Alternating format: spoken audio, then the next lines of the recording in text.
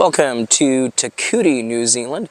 This is a little town of less than 5,000 people and quite literally was the end of the line for the railroad in the late 1800s until about 1896, where this was a camp for the railroad workers as they were continuing to build the track onward. And today it is known as the sheep shearing capital of New Zealand, and there are thousands of sheep in the area, as there are in much of New Zealand. But we're going to take a look around and see what is here. The city of Te Kuiti began as a Maori village, which was affected quite negatively by the land wars of the 1860s. By 1887, the main trunk railway line had reached Te Kuiti. For 8 years, it actually was the end of the line, the terminus of the railroad. Rail construction workers set up camp here and a new town was formed. Once the rail line had made its way farther south, the railroad workers had moved on, vacating much of the town. Soon after, though, multiple farms would be built in the area, boosting the population numbers and bringing back some jobs to the Te Kuiti area. In 1910, Te Kuiti became a self-governing borough. However, it would have tough times ahead.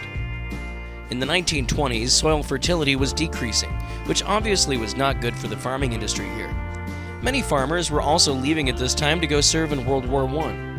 These factors dramatically slowed the growth of the area until just after World War II, when the population in the area basically doubled, eventually peaking in the 1970s.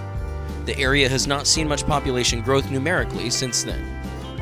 The town continues to have a heavy agricultural influence. As I already mentioned, it deems itself the sheep shearing capital of New Zealand.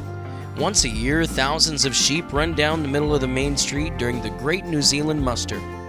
They even have the world's tallest sheep shearer, a statue that stands 7 meters, or about 23 feet, tall. Being that the railroad is what really got this town growing, it is appropriate that the railway station is a prominent part of the main commercial district. In 2014, it began a revitalization project to make it more of an arts, cultural, and historical center, as well as providing meeting spaces for the public.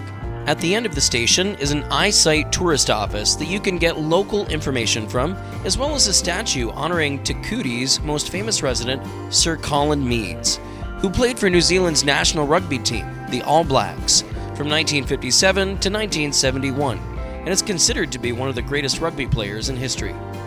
To mark the turn of the millennium in 1999, a Millennium Pavilion was built to commemorate the people and history of Te Kuiti. It has beautiful stained glass and etched glass windows that depict all sorts of scenes of the area on all sides of the structure.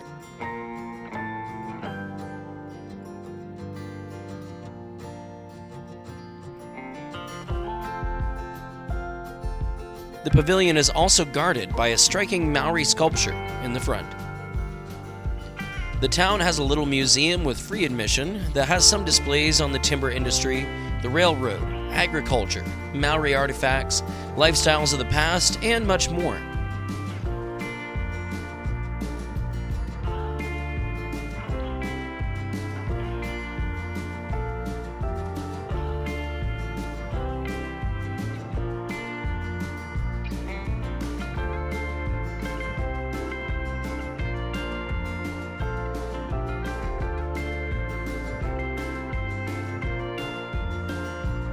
Had it not been raining out, I would have showed you the little Japanese garden on one end of the main street and taken some shots on my own of the sheep shearer sculpture.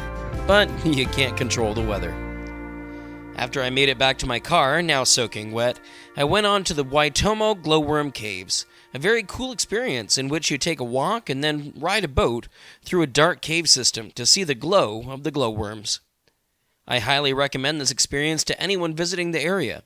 It is unlike anything that I have ever done before. Although small, the town has plenty to offer as far as basic shopping and services. It has some restaurants and cafes and makes for a fun little stop that is definitely worth the time. Unlike some of the other small towns in New Zealand, Te Kuiti does not seem as depressed or empty looking as other small towns. Te Kuiti is one of New Zealand's quaint little secrets that doesn't get enough attention. Thanks for watching. We'll see you next time somewhere else down the road.